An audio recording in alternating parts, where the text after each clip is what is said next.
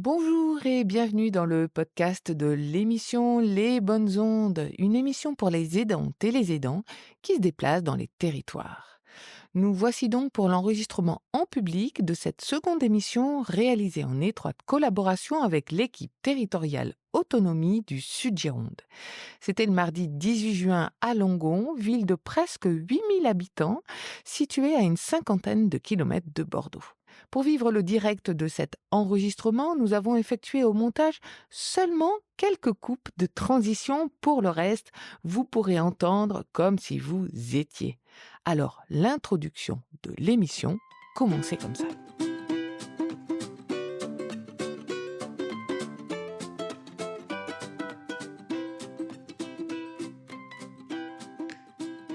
Je ne vous surprendrai pas en vous annonçant qu'un habitant sur 4 a plus de 60 ans, soit 26% de la population, et qu'en 2040, ce sera un habitant sur 3. Mais oui, les boomers sont les vieux d'aujourd'hui. La France est un pays avec de nombreux seniors et c'est aussi une chance de vieillir. C'est accompagner le plus longtemps la vie, n'est-ce pas? Non, vieillir n'est pas le problème, c'est vieillir et souffrir de perte d'autonomie, comme on dit souvent. Alors, comment faire quand une personne a besoin de l'aide d'une tierce personne pour accomplir les tâches essentielles de la vie courante? Alors, si vous êtes là aujourd'hui autour de ce plateau radio ou que vous écoutez ce podcast, vous, auditrices et auditeurs, c'est que vous faites partie de ces personnes qui viennent en aide à un proche, conjoint, parent, ami et pourquoi pas voisin peut-être. Vous êtes ce qu'on appelle un aidant familial. Et ce n'est jamais simple tant les situations sont parfois complexes, nouvelles, nombreuses à gérer. Et puis habiter en ruralité apporte parfois aussi son lot de difficultés. L'information des aides peut être plus dispersée, les professionnels d'aide et de soutien moins nombreux, sans parler des professionnels de la santé qui viennent à se raréfier. Donc vous pouvez parfois ou même souvent vous sentir seul ou isolé. Oui, c'est un constat et non, nous ne le laisserons pas être posé sans rien faire. C'est le leitmotiv de l'émission des bonnes ondes. Car il existe certainement autour de vous des structures, des associations, des initiatives qui sont là pour vous accompagner, vous transmettre des informations pour mener votre rôle d'aidant du mieux que vous le pouvez. Répondre à vos questions qui sont indispensables à votre quotidien. Et si vous êtes là à l'écoute ou directement à l'enregistrement en public, c'est que peut-être vous êtes dit que les bonnes ondes, l'émission pour les aidants, pouvaient vous accompagner à cela. Et vous avez raison.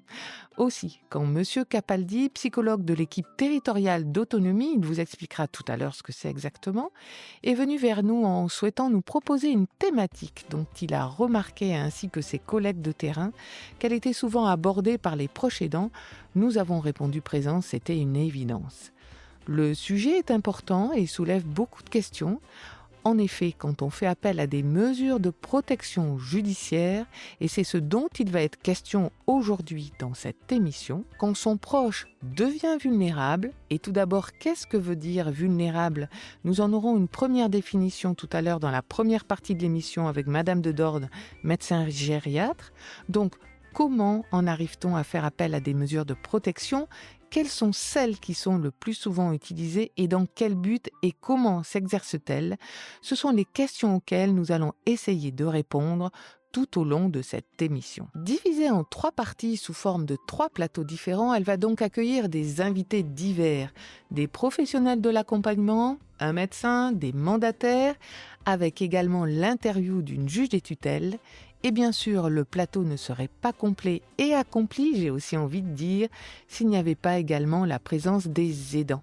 Et puis vous, public présent, avez aussi la possibilité de poser vos questions aux invités. Des petits papiers récupérés à l'accueil vous permettent d'écrire vos questions et Laurine Gacoin, évaluatrice APA, les récupérera afin de les transmettre au fur et à mesure des différents plateaux radio. Alors merci à toutes, merci à tous d'avoir répondu présent pour participer à ces plateaux radio. Bonne écoute aux auditrices et aux auditeurs. L'émission des bonnes ondes, c'est parti.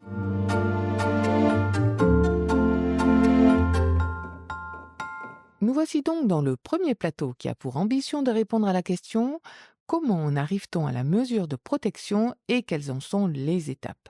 Avec autour de moi plusieurs invités. Tout d'abord, Madame de Dorne, médecin agréé par le procureur de la République. On ne dit plus médecin expert. Madame Marpeau, Sarah, évaluatrice APA, elle vous indiquera tout à l'heure ce que veut dire cet acronyme APA. Madame Alamarie, coordinatrice sociale du CLIC, et Monsieur Pierre Capaldi, psychologue de l'équipe territoriale autonomie, dont font partie Sarah et Marie d'ailleurs. Alors, je m'adresse tout d'abord à vous, Monsieur Capaldi, et avant de partir dans le vif du sujet, il me semble important de vous situer, vous, en tant que professionnel de soutien à travers l'équipe territoriale autonomie, et ensuite pouvez-vous nous présenter l'initiative Groupe Entre Aidants, car c'est à travers ce dispositif que vous êtes venu à la rencontre des bonnes ondes.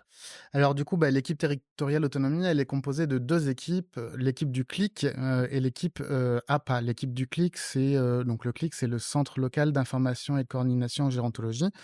Je laisserai ma collègue madame Alain, présenter un peu plus en détail les missions de cette équipe, et l'équipe APA qui, intervient aussi au domicile pour pouvoir, évaluer la dépendance des personnes âgées qui nous sollicitent. Et moi, au sein de cette équipe, je suis donc le psychologue de l'équipe, autonomie et j'ai pour mission, d'accompagner les aidants, donc soit les aidants de personnes âgées, soit les aidants de personnes en situation de handicap. Et donc dans le cadre de nos missions, au sein de l'équipe territoriale autonomie, donc c'est une équipe, qui est territorialisée, donc nous on intervient uniquement sur le sud Gironde et il y a des équipes, sur l'ensemble, des territoires en Gironde. On mène aussi des actions collectives à destination des aidants et notamment une action qui s'appelle Entre aidants.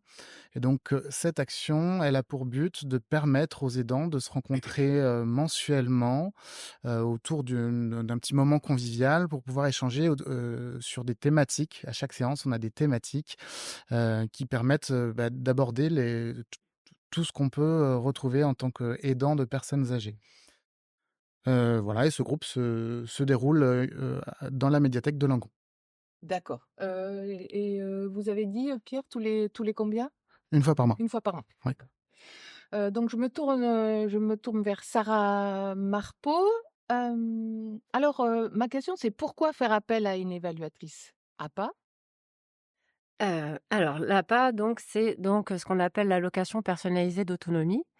C'est une demande qui peut être faite, par tout Français ou étranger en situation régulière à partir de 60 ans. C'est une allocation qui est nationale, mais qui est gérée par chaque conseil départementaux, donc nous ici la Gironde. L'APA, c'est une allocation qui est calculée, en fonction de la perte d'autonomie, mais aussi, des ressources.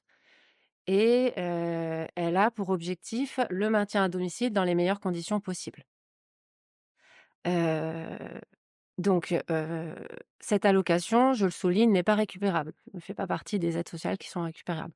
Voilà, je le D'accord. souligne parce qu'on nous pose souvent la question. Donc non, c'est pas le cas. Sarah, quand vous intervenez à domicile, c'est souvent, une demande, où vous êtes envoyé par le médecin Non, ou c'est par des l'usager qui fait une c'est demande l'usager? d'APA et donc du coup, nous, on fait l'évaluation APA au domicile, sous forme de visite.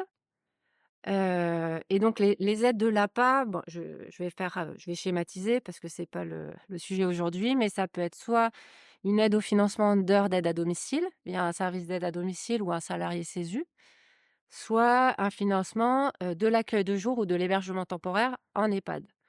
J'insiste également sur le fait que c'est de l'hébergement temporaire, donc rien D'accord. à voir avec l'hébergement définitif. C'est pour ça que c'est financé par l'APA à domicile. Ça a vraiment pour but le maintien à domicile en proposant du répit à l'aidant. Pour en venir dans le vif, du sujet, vous, Sarah, dans quel contexte vous êtes amenée à aborder le sujet, des mesures de protection? Comme je disais tout à l'heure, l'évaluation, de l'APA se fait, au domicile, donc ça c'est important, c'est, dans le contexte de vie de la personne et de l'aidant. Donc l'évaluation a pour but, d'identifier des critères de perte d'autonomie et notamment, ceux qui touchent, à la perte d'autonomie, comme les troubles cognitifs ou les troubles du comportement ou, voilà les troubles de la communication. Donc nous ne sommes pas médecins, hein, on n'est pas là pour faire, des diagnostics, on est travailleurs sociaux. Donc l'idée, c'est d'identifier ces critères et de voir quelles sont les conséquences sur le quotidien de la personne, ainsi que sur, son aidant. Et Sarah, est-ce que, quelquefois lors de cette visite, parce que c'est une visite unique en définitive? quand Alors, vous c'est une ouais, visite unique quand il s'agit d'une première demande, mais après on est amené à faire des révisions puisque le plan d'aide, heureusement, évolue en même temps que le les vieillissement de la difficultés. personne. Donc heureusement, on peut, changer le plan d'aide en fonction de l'évolution. L'aidant est, quelquefois présent lors de Il ces est rencontres? quasiment toujours Quasiment tout présent le temps? quand, il y a des aidants. Mmh mh. Donc la mesure de protection, elle est abordée par vous, par l'usager, par l'aidant? Je suppose ça dépend? Alors, ça peut être parfois par l'aidant, mais bon, c'est souvent par nous quand même. C'est lorsqu'on identifie, en fait, souvent, comme je disais, des troubles cognitifs, où on se rend compte, en fait, que la personne ne peut plus forcément se suffire à elle-même, est aidée, à chaque fois pour la gestion du budget, pour, les courses, pour les papiers administratifs, pour ses rendez-vous médicaux, voilà, elle est plus forcément en capacité de comprendre ce qu'elle signe ou ne serait-ce que, ce qu'on fait là, nous, en tant qu'évaluatrice à pas, hein, et souvent des fois, parfois ils ont signé, mais voilà, ils sont pas Ils savent pas forcément en pourquoi. Mmh. capacité de comprendre. Là, c'est là qu'on a quand même des signaux d'alerte sur, éventuellement la nécessité d'aborder la question d'une mesure de protection ou d'une habilitation familiale, parce que Ouais, les on 2 va en parler sont après. possibles. Mmh mh. Donc ça, c'est ce qui s'appelle un peu l'évaluation de la vulnérabilité de la personne et c'est vrai qu'une fois qu'on a, évalué un peu, cette vulnérabilité, on se permet d'aborder la question, de la mesure de protection ou de l'habilitation familiale. Donc il est, pas du tout question de remettre, en cause ce que font les aidants, parce qu'ils le font de manière très bienveillante et par loyauté familiale, par amour et cetera. Mais plutôt de les amener à réfléchir sur comment est-ce qu'on peut formaliser, légaliser ce qu'ils font. Déjà, Voilà. Tout d'accord. ça pour, 3 objectifs en fait. Bah, le premier, c'est que toute personne en situation de vulnérabilité a le droit à une protection. Ça, c'est la loi, hein, sur Mmh mh. les mesures de protection pour les personnes vulnérables. La deuxième chose, c'est, peut parfois pour protéger les aidants eux-mêmes. C'est-à-dire qu'il peut y avoir plusieurs enfants, des fratries, tout le monde n'est pas forcément d'accord sur le projet de vie. Il peut y avoir des décisions importantes qui peuvent être prises, comme par exemple une chirurgie, une hospitalisation, une entrée en EHPAD. Bon, bah, qui décide? Qui signe? Donc ça peut être, parfois intéressant d'avoir, un mandataire pour qu'il y ait une tierce personne, Oui, absolument. voilà, qui Ou en tout soit cas pour que les choses soient en dehors de la clarifiées. famille, Mmh. exactement. Et la troisième, et là, c'est un peu plus délicat, on essaie d'aborder la question de quand notamment lorsqu'il y a qu'un seul proche aidant, s'il vous arrive quelque chose en cas de décès, Mmh. Mmh. qu'est-ce qui se passe? Voilà. Mmh. Est-ce que vous avez réfléchi à, alors je recontextualise, on est au domicile, hein, donc voilà, Oui, qu'est-ce oui, qui se passe pour la absolument. personne, qui peut pas rester toute seule sans surveillance? Qu'est-ce qui se passe, pour cette personne qui, s'il vous arrive quelque chose? Donc tout ça, ces points, Sarah, c'est des éléments que vous abordez, quand vous faites aussi cette évaluation à pas, quand vous, La vous sentez que Voilà, la visite à qu'il y a des domicile. difficultés. Nous D'accord. nous, dans l'évaluation, on amorce, la réflexion. L'évaluation à pas, c'est déjà un temps qui est assez fort, assez intense sur le plan émotionnel, assez chargé. On passe 1 heure et demie à mettre en évidence la perte d'autonomie, les difficultés au quotidien, l'épuisement de l'aidant. Donc, voilà, ça représente déjà un moment assez chargé. Donc on n'est pas là pour, actionner directement la procédure. On est là pour, planter la petite graine, de la réflexion, et par la suite, la famille, y réfléchit. Enfin, si elle décide par elle-même d'entamer la procédure, ça s'appelle une requête familiale, donc ça porte bien son nom, ils peuvent tout à fait le faire eux-mêmes. Mmh. On va en parler S après d'ailleurs, Voilà. comment ça se passe. Si Mmh. par exemple, on sent qu'il y a besoin de soutien ou on sent qu'il y a besoin encore d'y réfléchir, qu'ils ont besoin d'un accompagnement, à ce moment-là, on passe, le relais à nos collègues, du CLIC. D'accord. Donc Voilà. une fois que vous avez, semé la petite graine, fait de la prévention aussi en quelque sorte, Amener à réfléchir, oui, simplement. Voilà, après le clic ouvrir la prend oui. réflexion. Mmh. Donc du coup, Marie-Alain, comment ça se passe vous, une fois que, justement, si, il y a une personne de l'APA est venue, évaluer et a commencé à aborder le sujet, vous quand vous arrivez à rencontrer, l'usager ou l'aidant, qu'est-ce qui se passe concrètement?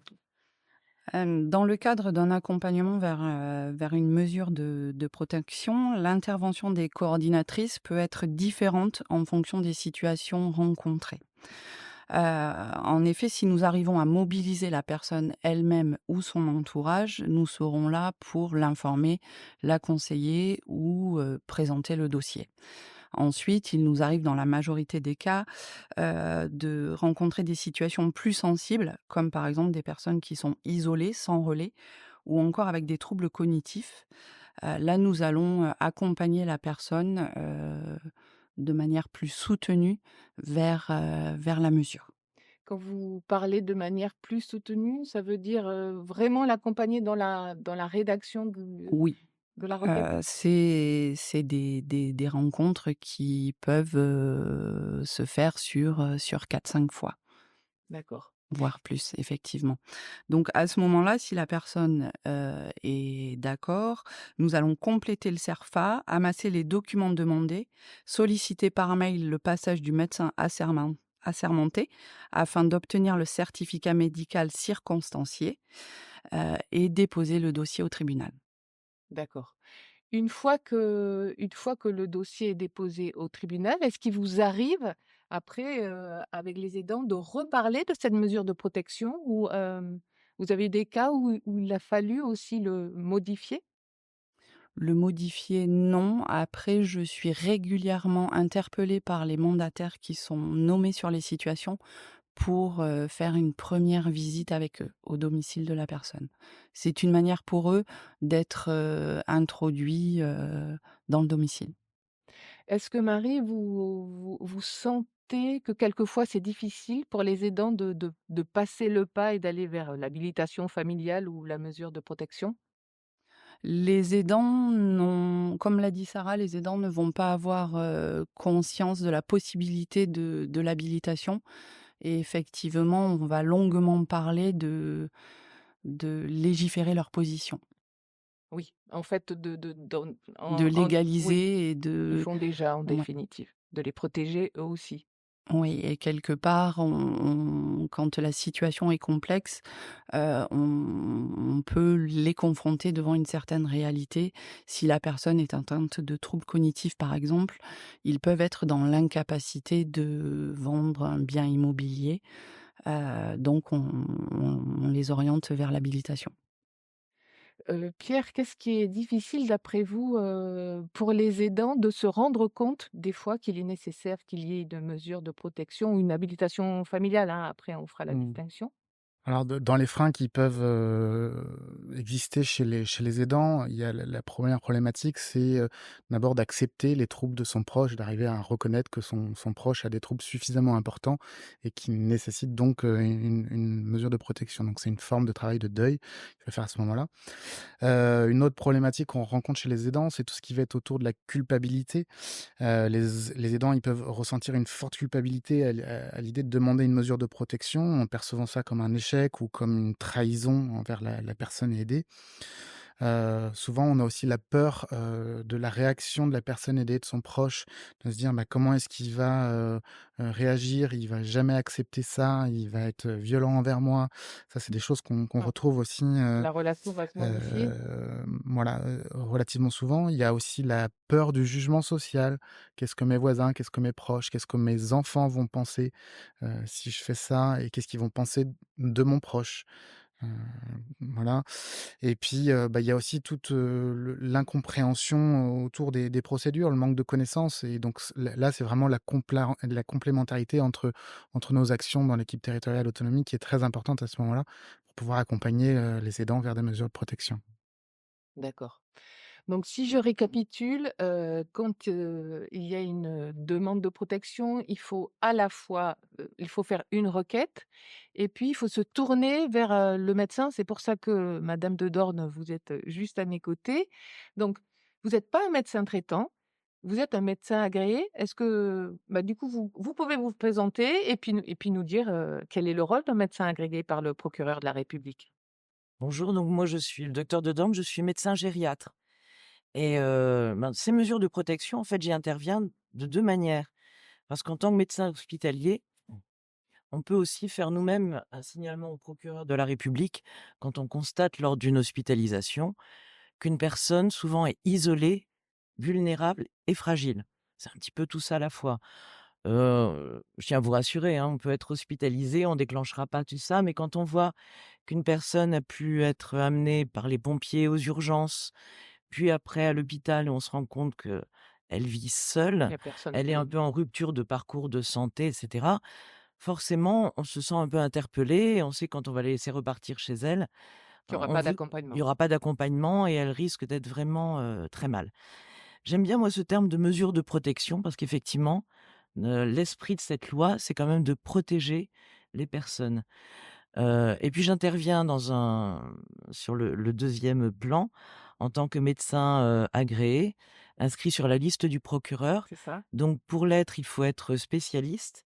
Souvent par abus de langage, on dit médecin expert, expérimenté, oui, sûrement, avec beaucoup d'expérience. Il faut une spécialité. Alors pas n'importe quelle spécialité, souvent il y a des gériatres, des Oui. psychiatres, des médecins rééducateurs, quelques médecins généralistes qui ont une appétence pour les personnes, vulnérables. Il faut savoir évaluer les personnes, avoir quelques outils et puis, oui, on intervient parce que on ne peut pas enlever ses droits civiques, parce que malgré tout, la perte, ne fût-ce que de la reconnaissance d'une autonomie parfaite, c'est quelque chose qui peut être brutal, voire violent et il faut quand même des arguments Mmh. et le juge, ne se permettrait pas de prendre une décision, pareille, sans avoir des arguments les plus factuels possibles. D'où ce certificat, D'où ce qu'on dit. certificat qui doit être Mmh. circonstancié, hein. Il Ouais. n'est pas question de cocher des cases. Ça prend du temps, il faut rencontrer les personnes, se présenter déjà, être accepté, en tant que, médecin envoyé par le juge ou par la famille, Mmh. bien expliquer pourquoi on est là.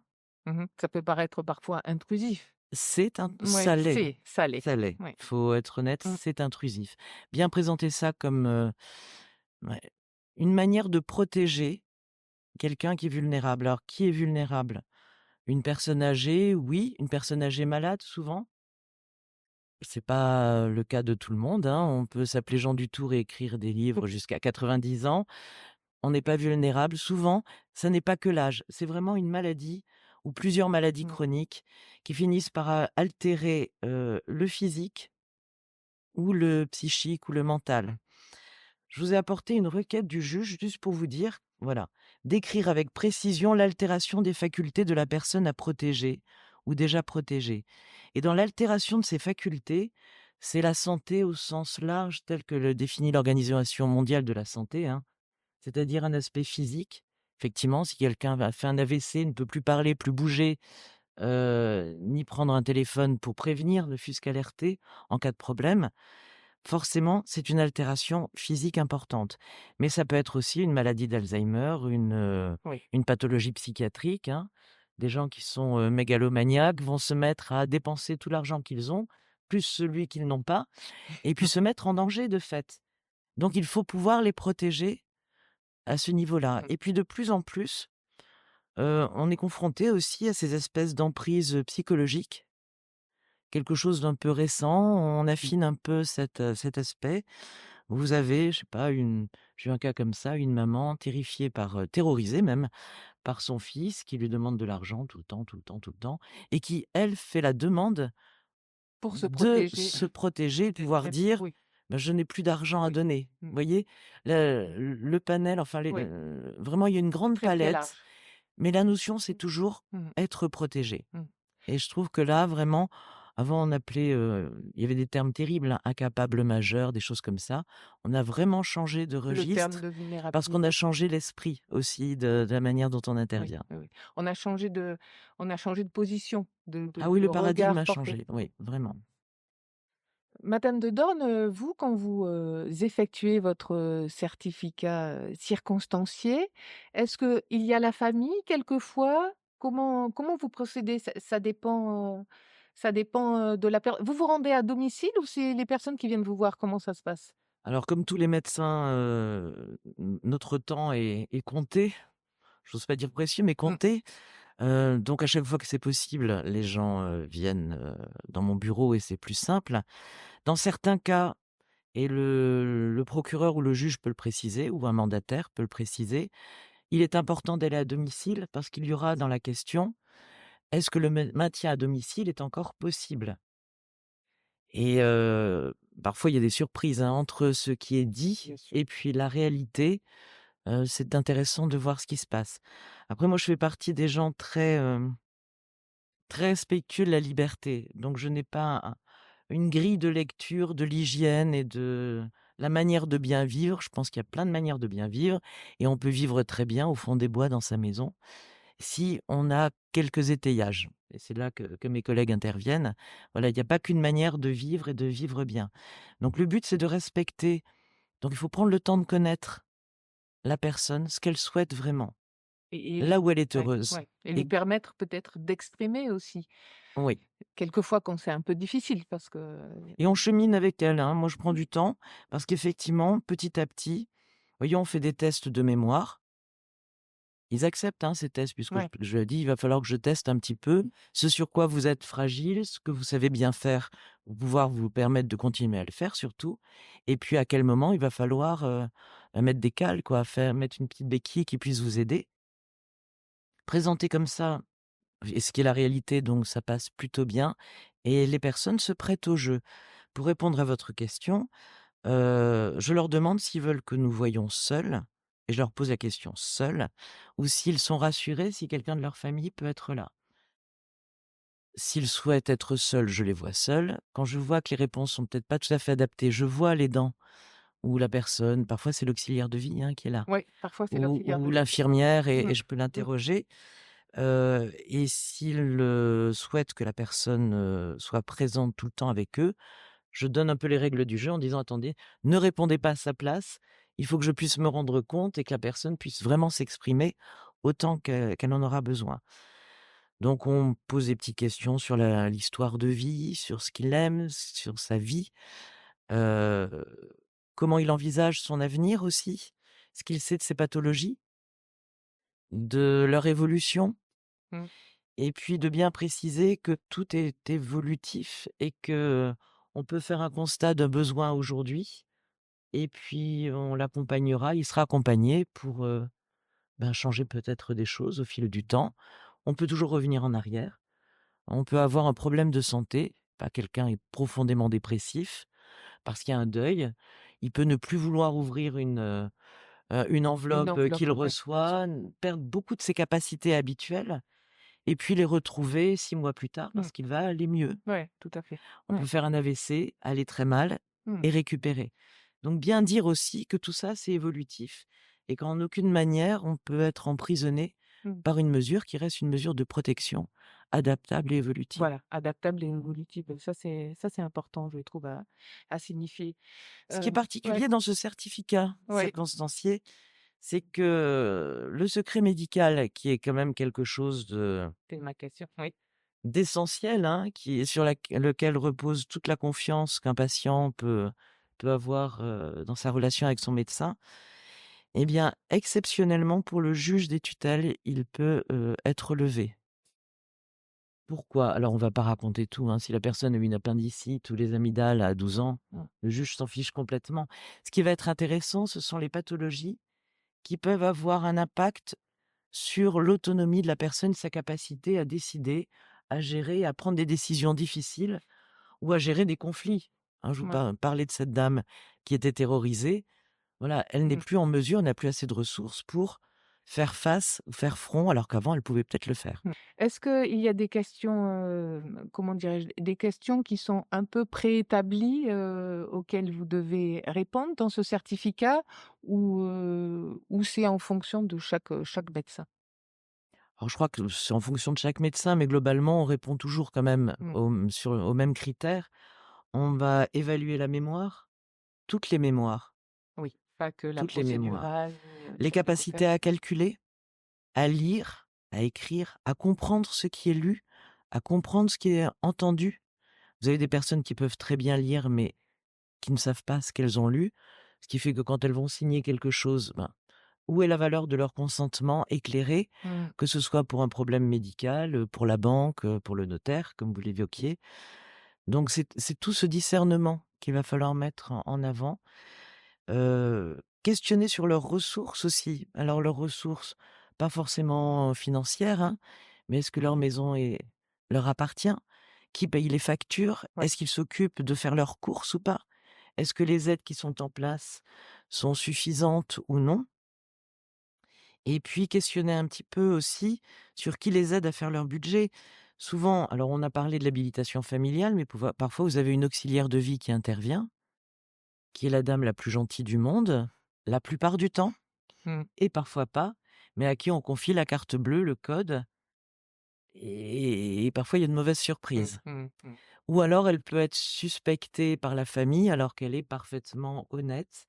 Et effectivement, tous ces éléments, ça contribue à amener les personnes à se dire: «Ben, oui, donner une vraie autorité reconnue et donc vérifiée Tout par à une fait. tutelle au-dessus à un membre qui est nommé, donc nommé, ça veut dire responsable, qui devra répondre s'il y a des problèmes, ça les rassure, en Mmh. fait. Mmh. Si on prend le temps d'expliquer tout ça, Mmh. ça rassure tout le monde, y compris celui qui est nommé, Mmh. Mmh. vis-à-vis de ses frères, sœurs, et cetera. Pierre, c'est ce que vous pouvez constater, chez les aidants, une fois que la mesure a été prise? Oui, effectivement, ça permet de clarifier les responsabilités, les limites de chacun, de simplifier parfois les relations, par exemple, dans une situation où une aidante n'arrivait pas à dire non à son époux qui avait des troubles cognitifs et qui allait tous les jours dépenser, des dizaines d'euros, au tabac en achetant des jeux à gratter, des revues qu'il lit pas et cetera et qui n'arrivait pas à poser ces limites-là, bah, le fait qu'il y ait une mesure de protection avec un mandataire, ça a vraiment, simplifié la relation à cet endroit-là. Voilà et ça peut, bah, renforcer la confiance aussi, dans les familles parfois, de se dire, bah, il y a quelqu'un, qui regarde ou il y a quelqu'un qui a la responsabilité. Et puis Ça permet donner de la légitimité aussi oui, à certains enfants? oui, Ouais, oui, oui, tout à fait. Voilà. d'accord, très bien. Madame de Dorn, alors j'ai une petite question sur mon petit, papier. Est-ce que combien coûte une, consultation et un certificat? Est-ce que c'est remboursé par la sécurité sociale? Est-ce que, Alors il y a un forfait, enfin sur toute la France, hein, ouais. 160 € pour la consultation.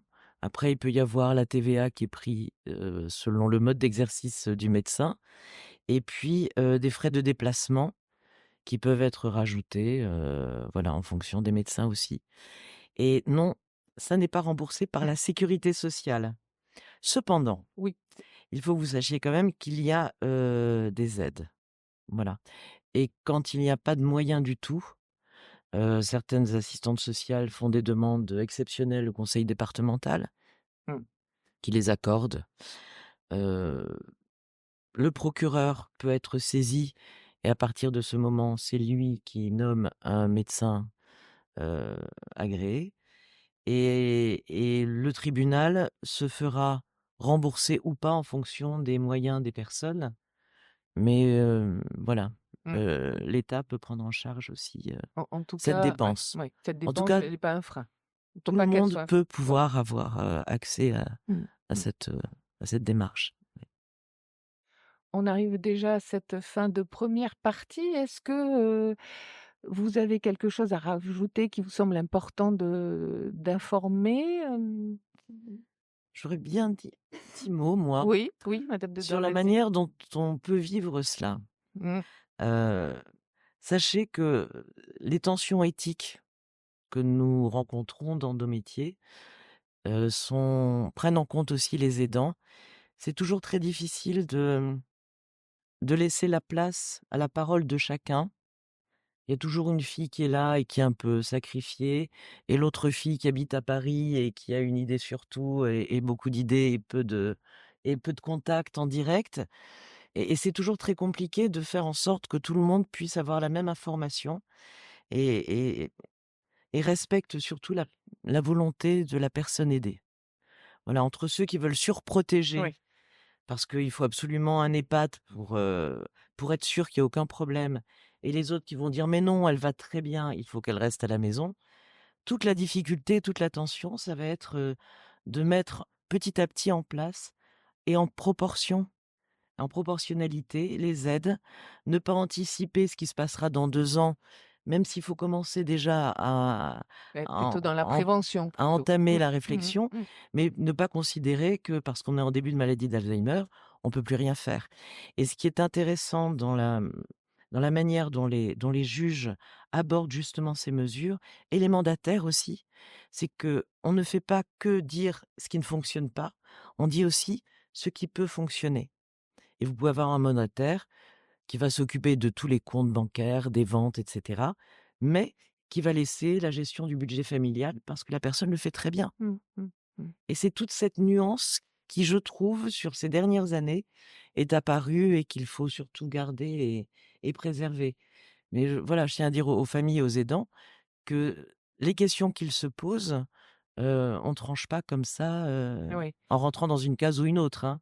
On essaie toujours oui. de faire au mieux dans les intérêts de la personne à un moment donné. Fin de la première partie. Un grand merci à tous les invités. Sarah Marpeau, évaluatrice APA, pour nous avoir renseigné sur la mission d'une évaluatrice APA et pourquoi elle pouvait à un moment donné aborder les mesures de protection. Marie-Alain Duclic qui nous a indiqué comment concrètement elle pouvait accompagner les familles, aidants et proches dans cette démarche. Et merci également à Pierre Capaldi, psychologue de l'équipe territoriale autonomie, pour son témoignage sur les freins que peuvent avoir les aidants, par exemple à se lancer dans la mise en place d'une mesure de protection qui peut s'avérer nécessaire. Puis les bénéfices ensuite qui en résultent une fois la mesure prononcée. Tous nos remerciements également à Madame Dedorne, médecin agréé et habilité à rédiger ces certificats circonstanciés, de s'être rendue disponible et d'avoir éclairé à la fois sa démarche de médecin expérimenté, mais aussi d'avoir expliqué qu'une mesure de protection n'est jamais définitive et est toujours adaptable. Et que dans tous les cas, elle venait préserver la personne vulnérable, mais aussi ses proches, si ces derniers devenaient habilités familiales, curateurs, tuteurs. Des éléments donc à prendre en compte et qui seront développés dans la deuxième partie de l'émission.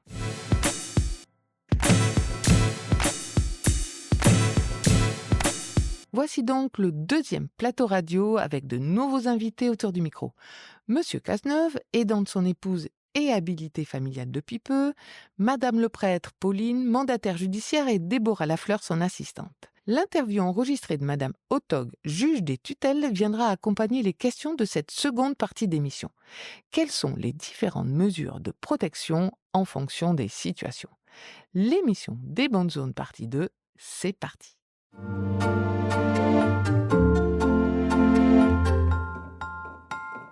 Voici donc tout d'abord l'intervention de Madame Otog, juge des tutelles. Elle se présente et indique comment le juge décide de prendre telle ou telle mesure. La curatelle, tout d'abord, c'est donc une mesure d'assistance moins restrictive pour la personne protégée, comme vous l'expliquera la juge. Le curateur veille et accompagne la personne protégée, mais cette dernière peut encore gérer une partie de ses dépenses en autonomie. L'intervention du curateur n'est nécessaire que pour les actes importants, emprunt bancaire, achat immobilier, vente immobilière. La mise sous tutelle, elle, est l'option la plus sécuritaire et donc la plus restrictive pour la personne protégée, puisqu'elle empêche à la personne sous tutelle, de gérer seule son patrimoine. Elle est généralement décidée pour une personne en perte d'autonomie complète. Le tuteur encadre alors strictement les dépenses de la personne sous tutelle. Et je donne la parole à Madame Otog. Donc, je suis Corinne Autor, je suis vice-présidente au tribunal judiciaire de Bordeaux, juge des contentieux et de la protection. Et parmi ces fonctions de juge des contentieux et de la protection, je suis juge des tutelles et j'exerce cette fonction à Bordeaux depuis septembre 2016, si je ne me trompe pas. J'ai en charge un cabinet qui comporte environ 2000 dossiers de mesures de protection et il y a 9 juges des tutelles actuellement au tribunal de Bordeaux. Alors le rôle du juge des tutelles dans la mesure de protection, il est protection judiciaire, il est indispensable puisqu'il ne peut pas y avoir de mesure de protection judiciaire sans la décision d'un juge des tutelles, quelle que soit la mesure de protection. Alors le juge des tutelles, il ne peut pas se saisir n'importe comment. Il doit être, saisi, par requête. En termes juridiques, c'est une demande, qui est faite sur un imprimé CERFA bien spécifique. C'est une demande qui peut émaner soit de la personne à protéger elle-même, qui est d'ailleurs très souvent conseillée par les services, médico-sociaux ou le lieu d'hospitalisation ou un EHPAD. Donc la personne à protéger elle-même, soit par un membre de la famille, un proche, un allié, soit par le procureur de la République. Et c'est le procureur de la République qui est le plus souvent destinataire de tous les rapports, de tous les signalements des services médico-sociaux, du secteur, du ressort.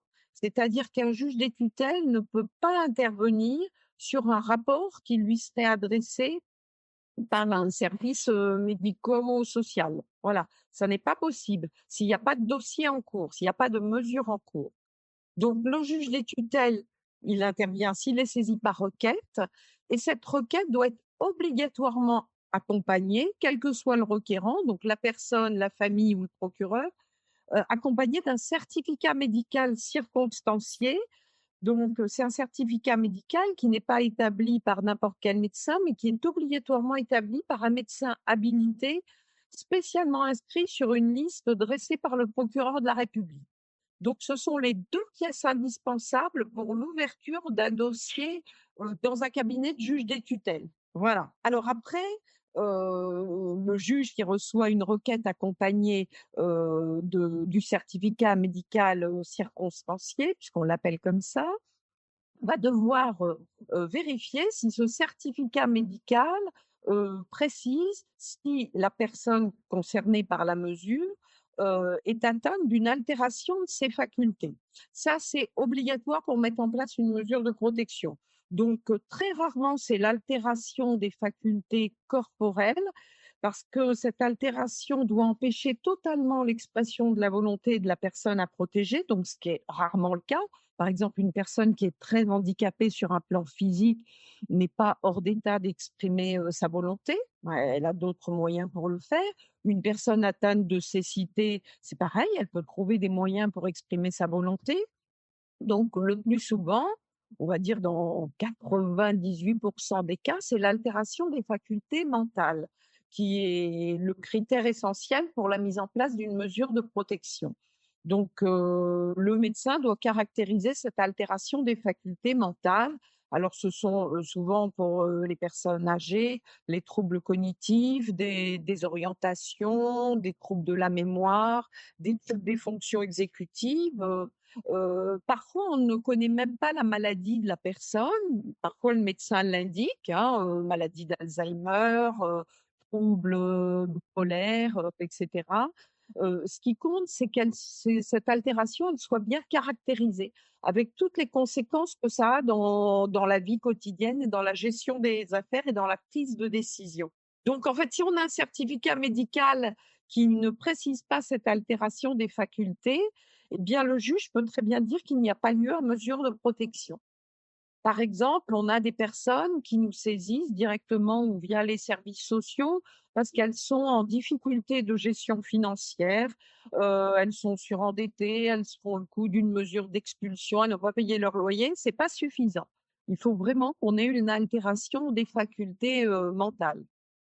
Voilà, donc ça, c'est le 1er critère et en fonction de ce degré d'altération des facultés mentales, le juge va décider, de la mesure de protection la plus adaptée. En gros, il y a deux mesures, il y a les mesures de représentation. Là où les personnes qui vont être désignées par le juge vont prendre les décisions sous le contrôle du juge à la place de la personne protégée. Bon, pour certains domaines, notamment liés au lieu de vie, il faudra toujours tenir compte, si c'est possible, de la volonté de la personne protégée. Donc, la représentation, et la plus connue, c'est la mesure de tutelle, donc c'est une des possibilités et si l'altération est moindre, c'est une mesure d'assistance. L'assistance étant simple ou renforcée et donc on a les mesures de curatelle simples ou renforcées. Je redonne la parole à Madame Othog qui explique maintenant qu'est-ce qui va lui permettre de choisir la mesure la plus adaptée? Donc c'est le médecin qui va nous donner, son avis déjà sur le degré de l'altération, si selon lui ça justifie une mesure de représentation ou d'assistance, sachant que l'état de santé peut évoluer aussi. Et puis il y a aussi la personne concernée elle-même qui va être, entendue par le juge des tutelles. Donc le juge va se rendre compte, de cette altération. Est-ce qu'elle peut répondre à des questions très simples ou pas du tout? Et puis, il y a aussi tout l'entourage familial.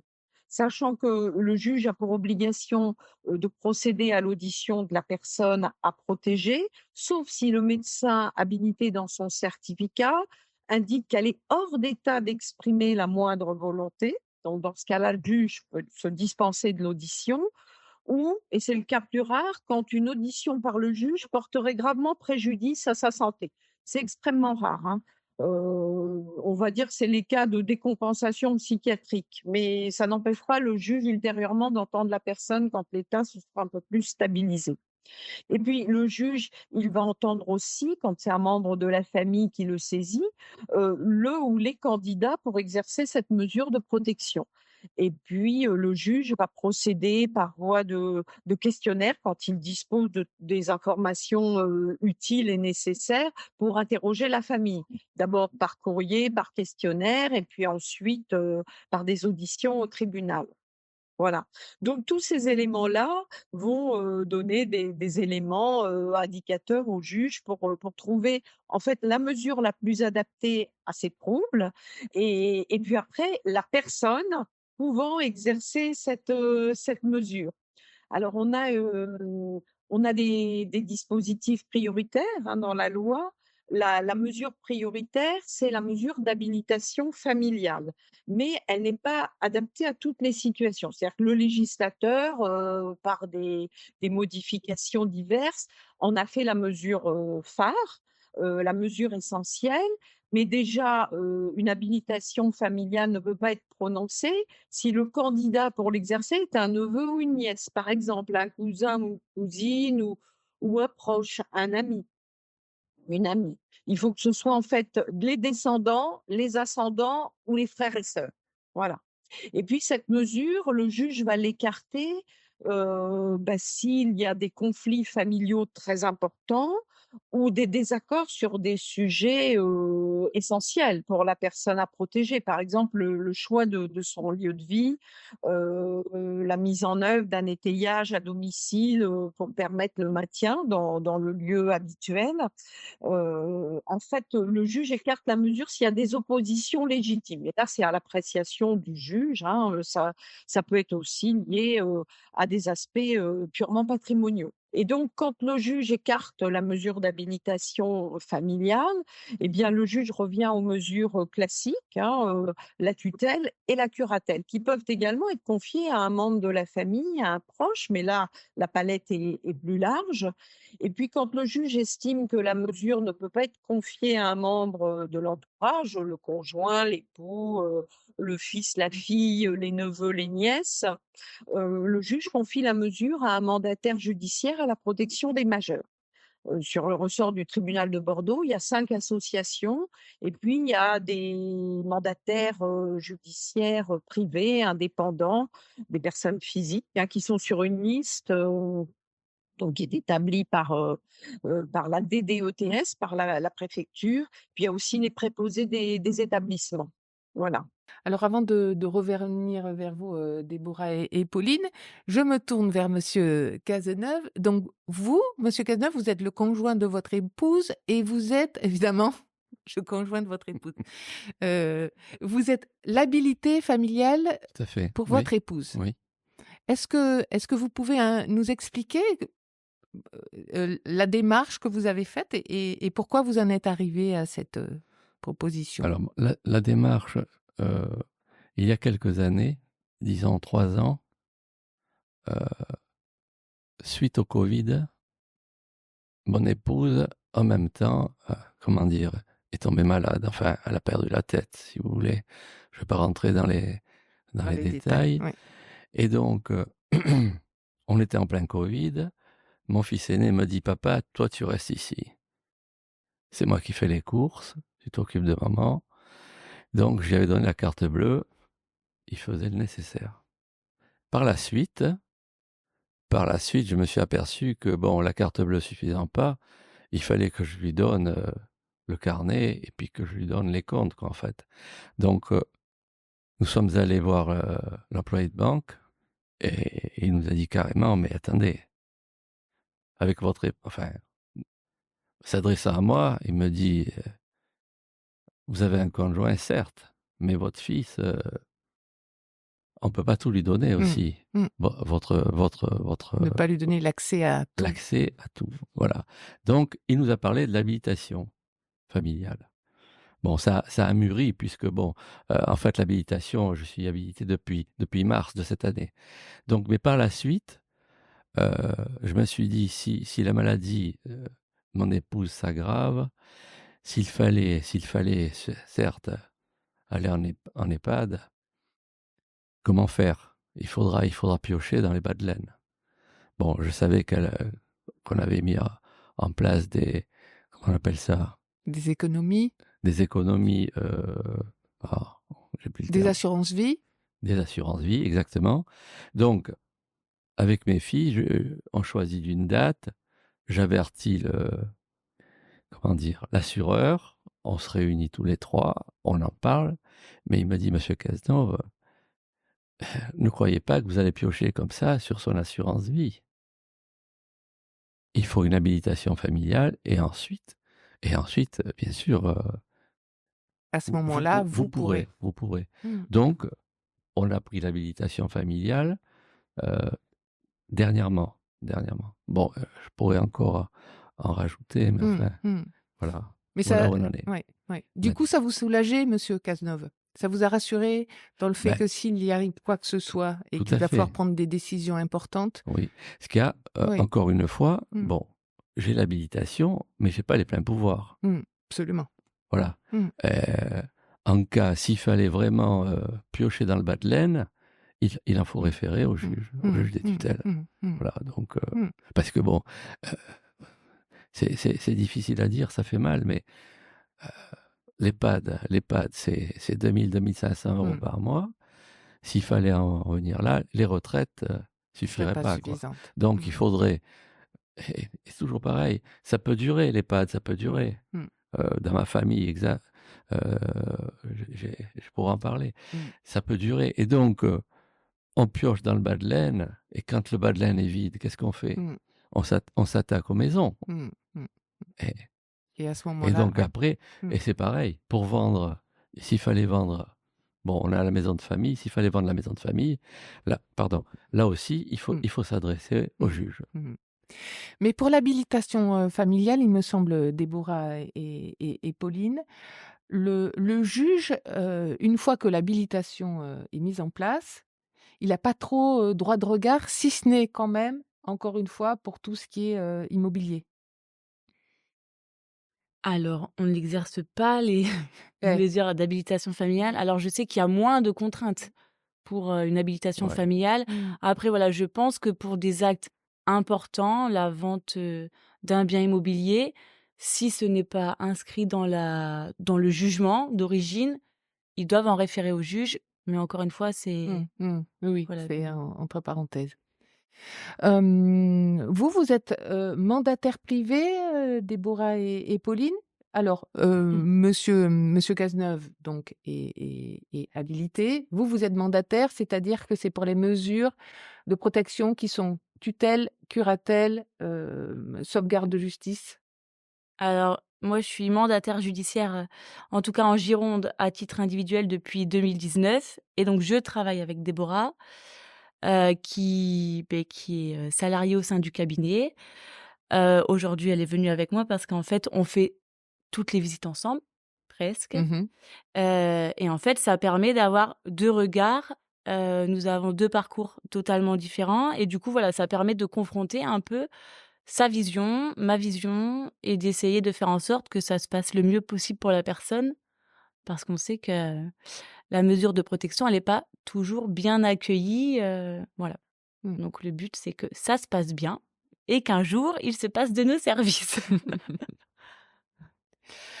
Comment effectivement est votre approche, avec, une personne, dont on a demandé, une curatelle? Quel est le plus difficile? C'est la tutelle quand même? Les personnes qui sont ça dépend?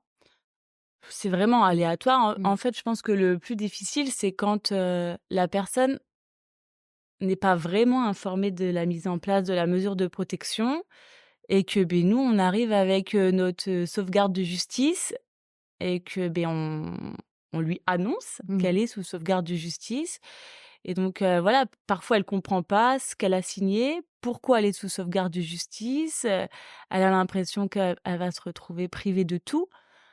Donc là, les rendez-vous sont un peu plus compliqués parce qu'il faut vraiment, voir la personne plusieurs fois, essayer de créer un lien de confiance. Il y a toujours un peu, enfin voilà, l'histoire des mandataires, on a accès au compte bancaire, donc Oui. ils ont toujours peur, parfois Ouais. on change la carte, ils peuvent plus utiliser leur Mmh. chéquier. Mmh. Il y a Donc une c'est vrai que privation de voilà. liberté. Mmh. Mmh. Alors juste pour faire, une petite parenthèse, quelle est la différence entre la protection des biens et la protection des personnes? Ça, c'est dans la tutelle ou dans la tutelle, Dans hein? les 2, Dans les dans 2, les 2 tutelle et mesures de curatelle? protection, oui. Donc il y a vraiment, On peut 2. scinder. Ouais, En fait, donc la protection des biens, ça va concerner tout ce qui est le patrimoine, financier, beh, les décisions en fait qui a trait aux finances, les ressources, tout ça. Nous, on rend, chaque année ce qu'on appelle le compte rendu de gestion. Alors, en résumé, ça fait un petit bilan comptable, voilà, de ce d'accord. qui se Au passe sur juge? les comptes, voilà. On Au le rend au juge, juge majeur. Mmh. et en curatelle, on le remet au majeur. En tutelle aussi, je le remets au majeur si la personne est en capacité. D'accord. Après, si elle souhaite le montrer à un membre de sa famille ou à un tiers, c'est son droit.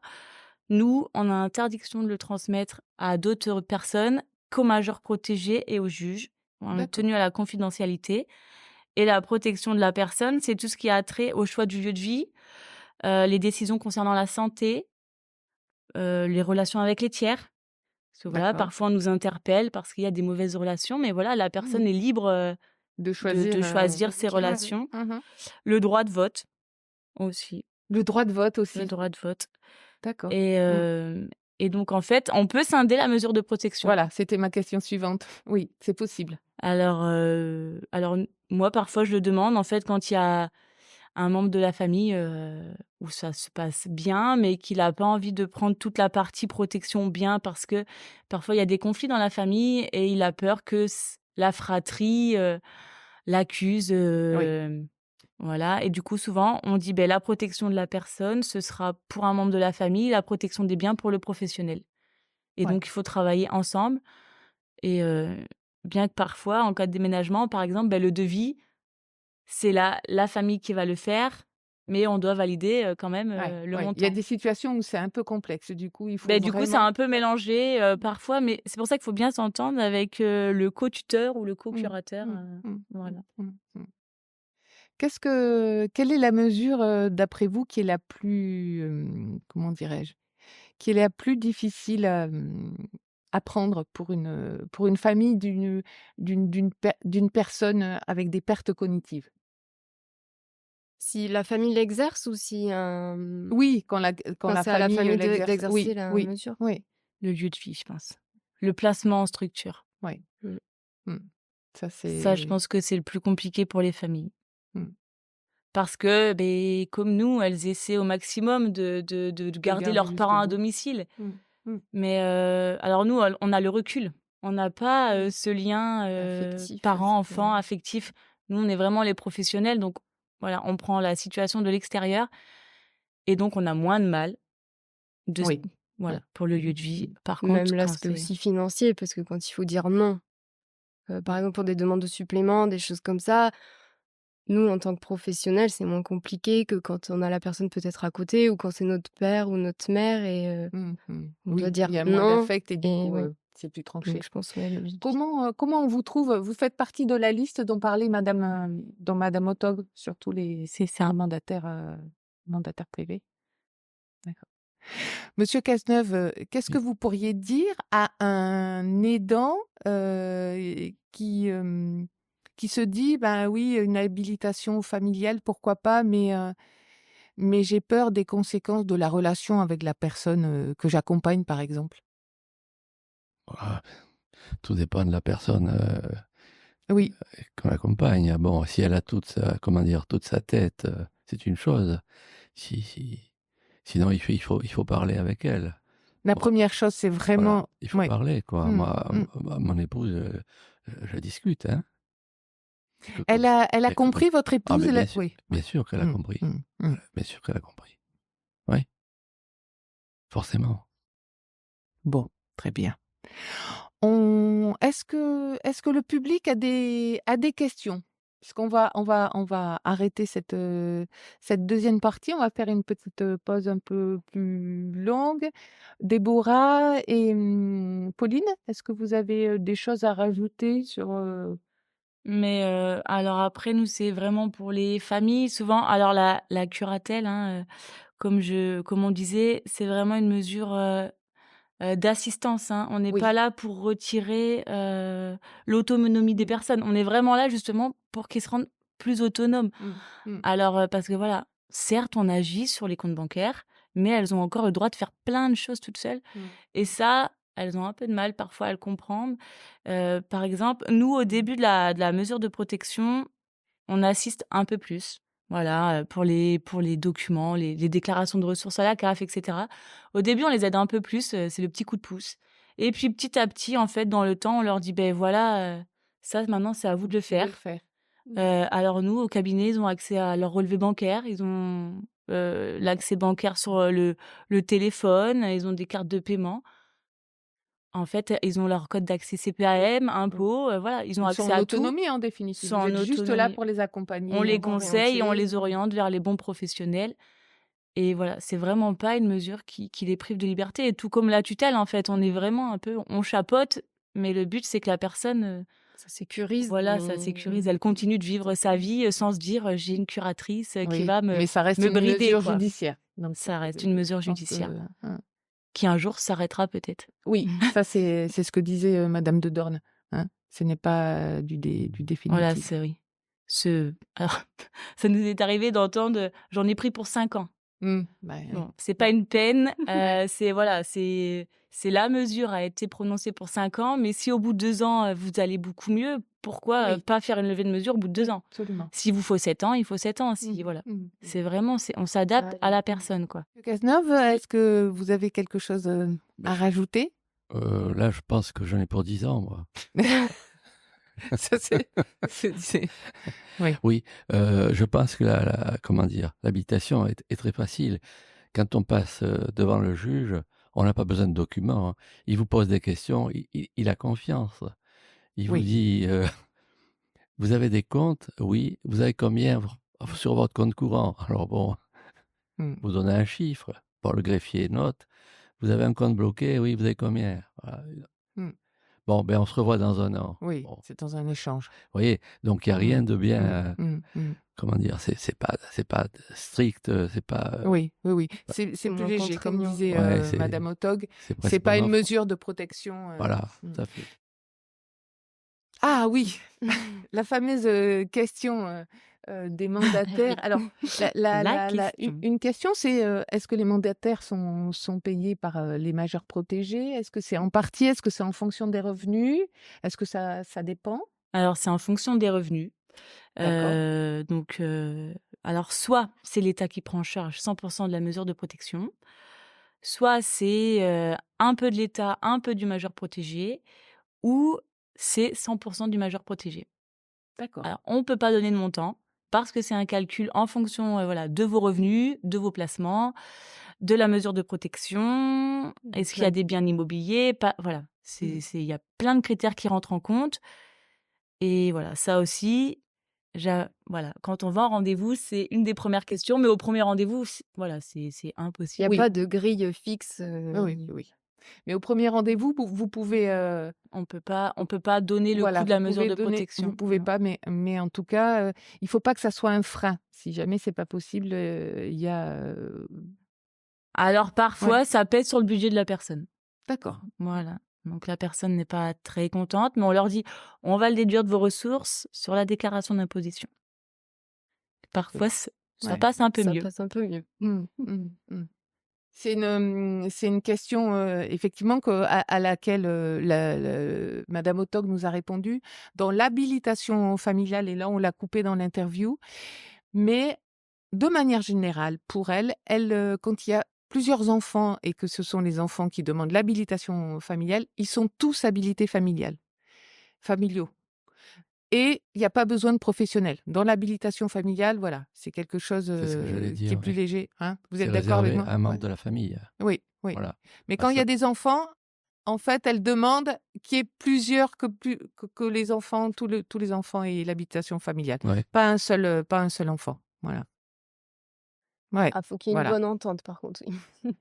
Faut qu'il y ait une bonne S'il y a pas de entente. bonne S'il y a entente, il y a des pas conflits, d'habilitation Oui, familiale. voilà. Voilà. Et quand il y a pas une bonne entente, effectivement, il y a pas d'habilitation, familiale. Très bien. Merci. Une autre question, Laurine. Alors peut-être qu'on en parlera dans le plateau 3, hein, les implications des proches curateurs et tuteurs dans le cadre d'une mesure de protection. Je propose qu'on fasse une petite pause où on peut se désaltérer et puis on finira avec le troisième plateau. Merci Monsieur Cazeneuve, Ouais. merci Pauline et merci De rien. Déborah. Fin du deuxième plateau où les mesures de protection ont été détaillées. N'hésitez pas à réécouter cette partie. Elle vous permettra à chaque fois de vous saisir plus précisément à quoi elles correspondent. Lors de l'enregistrement public, nous avons effectué une longue pause pour rester concentrés ensuite pour cette troisième partie d'émission. Ici dans le podcast, nous repartons illico et vous pourrez donc entendre sur ce nouveau plateau radio Madame Sturdy, aidante de son époux et habilitée familiale, ainsi que 2 représentantes de l'association Piste 33, Madame Féris Pascal et Madame Donvaux Catherine. Ensemble, nous abordons maintenant la manière dont s'exercent les mesures de protection avec, par exemple, les obligations qu'ont les habilités familiaux, curateurs et tuteurs familiaux ou professionnels vis-à-vis du juge. Les bandes ondes, l'émission pour les aidantes et les aidants, partie 3, c'est parti.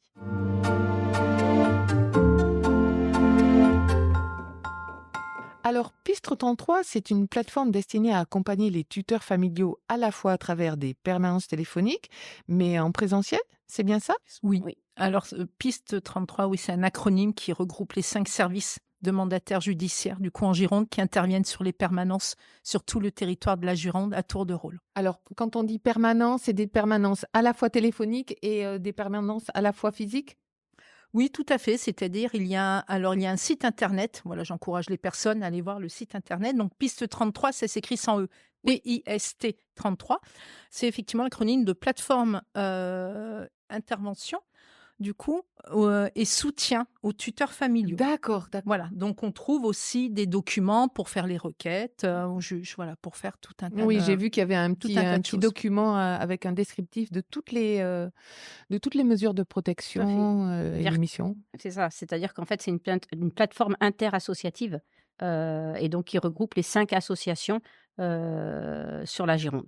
Alors, pourquoi cette association interassociative? Vous êtes parti d'un constat en particulier pour pouvoir vous fédérer? Est-ce que vous savez Alors, ça? Piste 33, c'est pas une association en tant que Non. telle, c'est vraiment voilà, un Un regroupement. regroupement. Voilà, c'est un dispositif voilà, qui Mm. regroupe voilà, les 5 associations. Ça a été une volonté au niveau des 5 services du coup mandataire de la Gironde, voilà, de travailler ensemble voilà, sur un tas de projets. Donc, ça a commencé il y a quelques années par Piste 33. Voilà, et puis nous avons tous aussi des locaux, des bureaux dans différents endroits en Gironde. Donc, ça permet aussi de se répartir C'est ça, les permanences, les territoires. Exactement, pour les permanences. Mais chaque association, même sur ces permanences, intervient bien sous la casquette du dispositif de Piste 33 et pas au nom de notre association Tout à fait. respective.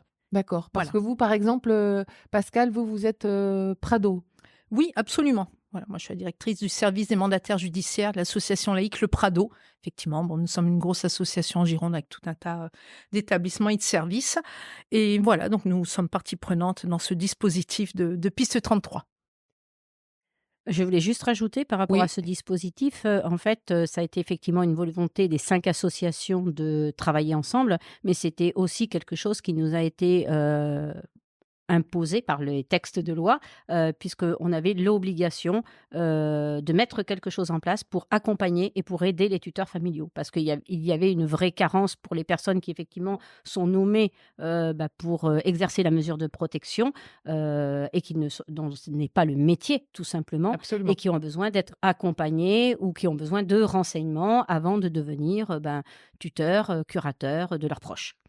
Alors, pour rentrer vraiment dans le vif du sujet, par exemple, alors c'est les mêmes fonctions, hein. Un tuteur, c'est un mandataire et tuteur, mais donc un aidant familial peut être tuteur aussi. Oui. Quand il devient tuteur, alors peut-être on va commencer par curateur. Quelles sont ses obligations? Qu'est-ce qu'il doit rendre compte au juge, par exemple, ou dans ses missions? Qu'est-ce qu'il doit faire? La même chose qu'un mandataire indépendant ou un mandataire d'une association, c'est-à-dire qu'il doit effectivement gérer en fonction de la mesure de protection les comptes de la personne, s'occuper du patrimoine de la personne, s'occuper des problématiques juridiques s'il y en a, s'occuper du financier, établir un budget, s'occuper aussi s'il y a une mesure à la personne, puisque tout à l'heure on a fait le distinguo entre mesure au Bien. bien et mesure à la personne, travailler aussi sur le champ de la personne. Ça va être, par exemple, je ne sais pas, coordonner un accompagnement pour le soin. Ça va être vigilant par rapport au bien-être au domicile. Et il va, comme pour les mandataires indépendants ou comme pour les associations, en fait, rendre des comptes au juge et avoir des obligations. Et quand il ne sait pas faire, je parle par exemple... Des comptes rendus de Oui, gestion, oui, par exemple, dont absolument. ont parlé mes collègues tout à l'heure, Oui. qui effectivement est une photographie, comme elles l'ont très bien expliqué, c'est une photographie en fait de ce qui a été réalisé pendant une année civile au niveau du financier, c'est-à-dire l'argent qu'on a pu rentrer pour la personne et qu'est-ce qu'on a fait avec cet argent, comment on l'a dépensé, qu'est-ce qu'on a fait en économie, si on a fait des placements, si on a retiré de l'argent. Donc effectivement, on fait ce qu'on appelle un compte-rendu de gestion qu'on rend au juge. Au juge, chaque année. Chaque année. Et on fait également, remet aussi une copie à la personne protégée quand Ouais, elle c'est est ce en que curatelle disait, renforcée ou en tutelle également si la personne le souhaite. Mais là, ce n'est pas une obligation, effectivement, en tutelle. Donc, le tuteur familial ou curateur familial est tenu de faire exactement la même chose. C'est là qu'intervient effectivement le dispositif dont parle ma collègue, où on peut les accompagner, les aider pour leur montrer comment faire effectivement un compte-rendu de gestion. Comment requêter auprès du juge quand il y a besoin de requêter, par exemple. D'accord. C'est une grande thématique, c'est-à-dire que quand les personnes appellent donc sur le site internet PIS 33, donc il y a un numéro de téléphone. Voilà, le standard est ouvert le matin. Donc c'est pareil, les 5 associations tous les ans, le standard de PIS 33, voilà, tourne. Donc effectivement, quand vous appelez, vous avez une assistante au téléphone qui va convenir avec vous d'un rendez-vous. Donc c'est là où ça peut être téléphonique si la personne effectivement est trop loin ou ne peut pas se déplacer, ou d'un rendez-vous physique. Dans un des points, donc il faut savoir qu'il y a au moins des permanences alors un rythme différent, mais dans les 3 tribunaux de Gironde, voilà, celui de Bordeaux, celui de Libourne, celui d'Arcachon, et quelques permanences aussi dans d'autres lieux. Oui, Mazères, qui est Voilà, proche de Mazères, Langon. effectivement, du coup, pour vous, qui concerne effectivement un peu plus le sud Gironde. Et c'est vrai que c'est à ce moment-là où la personne va dire, bon, je préfère le rendez-vous de façon téléphonique ou physique. Voilà, l'assistante essaye de demander la thématique du rendez-vous. Voilà, alors après, les rendez-vous sont souvent d'une demi-heure. Alors, ça suffit pas, on incite la personne voilà, à revenir ou à reprendre rendez-vous. Oui, vous êtes amené, en tout cas, si une personne en a besoin, le nombre de rendez-vous autant qu'il faut. Oui, nous sommes financés par l'État, c'est un service gratuit pour les personnes qui nous saisissent. D'accord, merci Catherine. Absolument. Et c'est vrai qu'il y a souvent lieu aussi de rassurer. Voilà, effectivement, les personnes qui ont l'habilitation familiale, qui viennent nous voir, voilà, qui effectivement, la première fois, ne savent pas trop, bon, c'est effectivement peut-être un peu juridique, administrative. Voilà, elles ont un cœur de bien faire. Ouh là là, mais bon, moi je ne sais pas faire. Et puis voilà, après effectivement on explique et puis souvent ça se passe bien. Il peut y avoir aussi des thématiques de demande au niveau juridique sur des problématiques effectivement plus en lien avec le notariat. Problématiques des fois dans les successions, des problématiques aussi effectivement des fois qui nécessitent peut-être l'assistance d'un avocat. Voilà. Dans ces cas-là, effectivement, le mandataire qui lui n'est ni notaire ni avocat, effectivement, oriente la personne par contre vers un professionnel expert de la thématique. Oui, ce que vous pouvez être amené à faire aussi. à les rediriger, vous, Oui, vers absolument. des... tout à fait. Ouais, Tout vers à fait. En vers fait, il y a des... vraiment 2 orientations. La première orientation va être pour tout public qui souhaite des informations sur qu'est-ce qu'une mesure de protection, comment on demande une mesure de protection, les différences entre les différentes mesures. Et après, il y a l'accompagnement, effectivement, aux personnes qui sont déjà nommées comme tuteurs ou curateurs et qui ont besoin de réponses à des questionnements. Est-ce qu'on interpelle le juge? Je veux vendre la maison, comme disait monsieur tout à l'heure. Je Mhm. veux vendre la maison. Est-ce qu'il faut que je requête? Est-ce qu'il me faut l'autorisation du juge ou pas? Je Mhm. veux, oui, j'ai une succession, comment je m'y prends? Ça peut être Mhm. toute question, en Mhm. fait. Mhm. Et dans l'habilitation familiale, alors je me tourne vers Madame Sturdy. Est-ce que vous auriez eu besoin des services de PIS 33? Ou est-ce que... Éventuellement oui, Ouais. mais du coup non. Dans la réalité non. Notre médecin généraliste, m'a, ouvert la voie vers, le CLIC et c'est une personne du CLIC qui m'a donné toutes les informations sur, les mesures, à prendre, donc les possibilités qui existaient. Voilà. D'accord. Donc les mesures de protection et puis après la requête à faire auprès du juge, Voilà, vous oui, l'avez eu par le CLIC. voilà. Et après, est-ce que ça fait longtemps que vous avez l'habilitation familiale, Madame Sturdy? Ça fait, 6 mois maintenant. Ah oui, Oui, c'est tout récent. oui, oui. Est-ce que vous pouvez nous dire pourquoi vous en êtes arrivé à faire cette requête d'habilitation familiale? Et bien, bon, c'est relativement simple. Mon mari a des pertes significatives, cognitives et bon, fallait bien faire quelque chose donc je me débrouille pas trop mal à l'ordinateur donc je hackais dans ses comptes, donc je faisais les virements à droite à gauche qu'il avait à faire, et puis bon, je me suis dit: «C'est peut-être quand même pas Ouais, suffisant. très logique, très légal». Mmh. Et bon, il faut dire que nous sommes britanniques d'origine tous les 2 et donc les biens de mon mari sont tous au Royaume-Uni. Oui. Et là-bas, j'ai déjà l'équivalent de l'habilitation familiale, mais que pour ses affaires financières. D'accord. Donc bon, là-bas, bon, j'ai beaucoup de papiers à remplir, Ah bon? j'ai envoyé tout ça et donc ça, c'était OK. Ça, on l'avait prévu il y a longtemps, voilà et D'accord.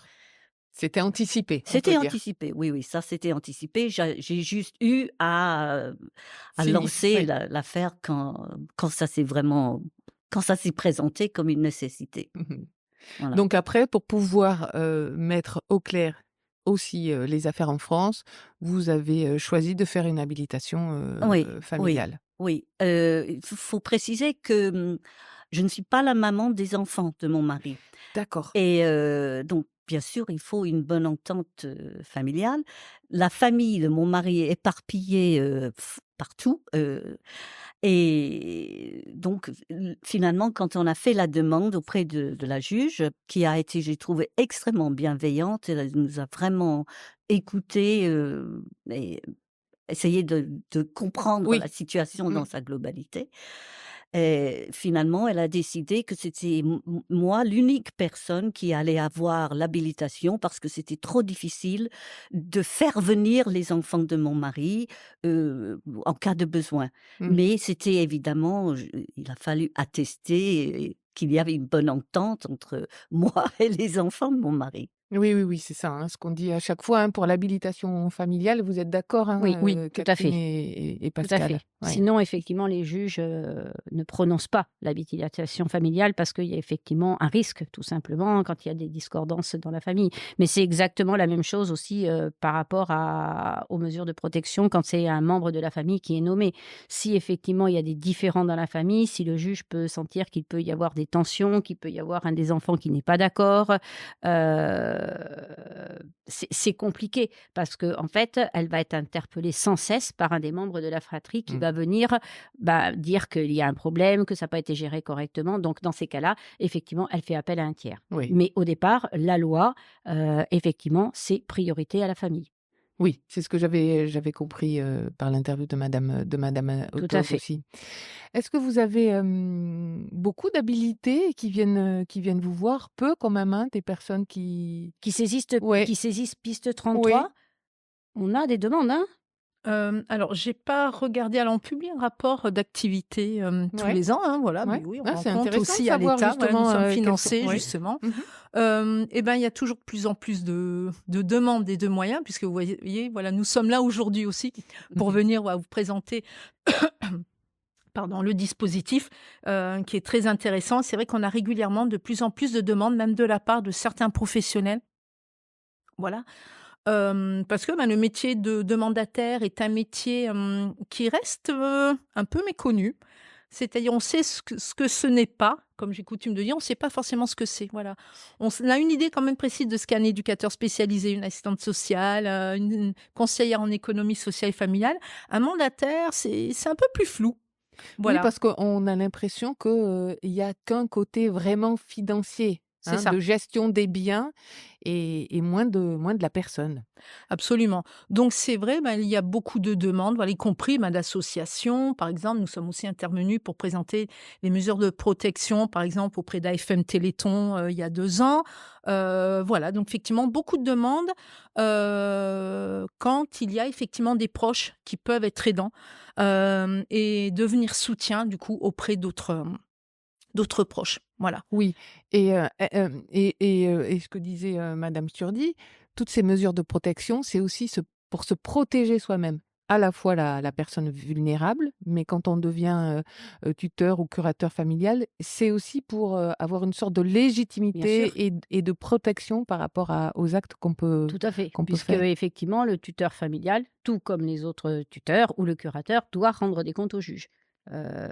Effectivement, il va rendre ce que mes collègues ont parlé tout à l'heure, un compte rendu de gestion, doit faire un compte rendu de diligence. Alors voilà, j'allais vous Oui, demander, à part le compte-rendu de gestion, il y a autre chose à fournir oui, au juge? oui, Oui, oui. oui, il y a effectivement un compte rendu de diligence. Donc en fait, c'est un petit rapport annuel qui permet à la juge de savoir où on en est de la situation.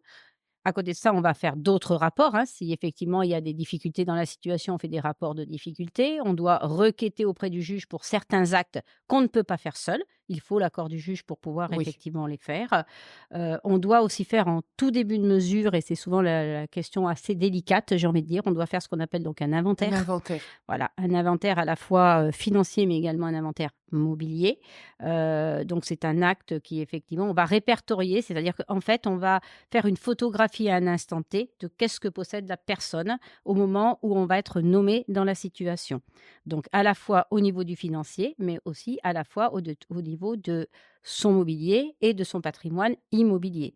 Donc c'est quand même un acte extrêmement intrusif. Mmh. Ça se fait en début de mesure. Oui. Donc la personne ne nous connaît pas. Oui, La c'est ce que relation de j'allais dire, confiance la n'est relation. pas installée. Il faut du temps pour installer une relation de confiance. Mais très très vite, effectivement, on est tenu de lui présenter effectivement ses actes à faire, puisque effectivement, nous, on a des délais pour pouvoir les Et oui, bien réaliser. sûr. Donc c'est effectivement un acte relativement intrusif parce que autant l'inventaire financier, ça peut se faire, j'ai envie de dire, sans la personne, puisque derrière, on va écrire aux banques pour connaître effectivement le patrimoine de la personne, enfin, l'argent que la personne Oui, en possède. définitive, vous n'êtes pas tout à fait Euh, face à la personne On peut le faire seul, Ouais. on peut arriver à le faire seul si la personne s'y oppose, mais Mm. par contre, effectivement, l'inventaire du patrimoine et l'inventaire mobilier de la personne, ça veut dire qu'on rentre au domicile de la personne et c'est quand même quelque chose de très intrusif. Et on a des personnes qui refusent absolument.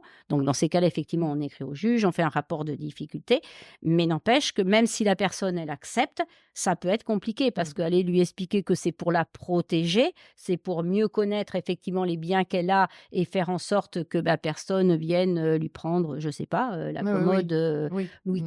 XV qu'elle a ou le Mm. tableau Picasso quand ça arrive. Ça peut arriver. Il y a des personnes qui ont énormément de biens, Oui, hein, il tout faut à le fait. savoir. Hein, Oui. sur certains Mm. territoires, on a des Mm. personnes qui ont vraiment beaucoup de biens, pas que de l'argent, mais aussi des biens de famille.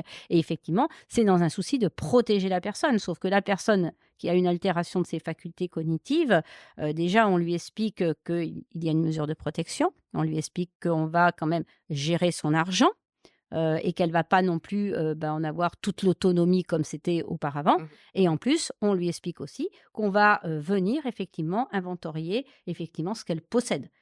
Donc Mm. cet inventaire doit se faire avec 2 témoins de son D'accord. choix. Donc, vous n'êtes pas de son choix.